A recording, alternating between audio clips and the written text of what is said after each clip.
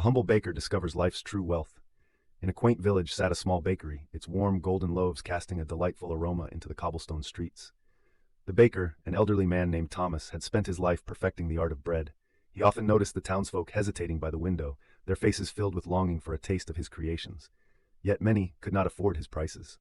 One cold winter morning, as snowflakes danced down, a young girl named Aaliyah entered the bakery, her cheeks rosy from the chill. "Please, sir," she said, eyes wide and hopeful, "could you spare a loaf for my family? We haven't eaten well lately." Thomas stood silent, heart heavy. After a moment he replied, "Young one, how can a baker live if he gives away his bread?" Aaliyah's shoulders drooped, but she didn't leave. "We could trade. I can help you clean the shop after school." Thomas sighed, seeing her determination. He handed her a warm loaf with a smile, saying, "Then let's start by making today a little brighter." Days turned into weeks, and Aaliyah became a fixture in the bakery. She swept the floors, filled the jars, and even learned to knead the dough.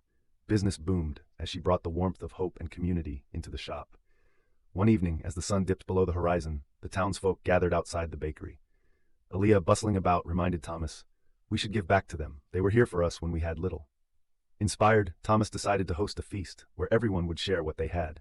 As the feast unfolded, laughter and stories flowed freely. The village, bathed in candlelight and warmth, felt richer than ever. A woman turned to Thomas and said, "This is what true wealth looks like, isn't it?" He smiled, realizing that it wasn't the loaves or gold, but the love and togetherness that filled their hearts. That winter, Thomas learned that kindness and community were the real ingredients to a fulfilling life.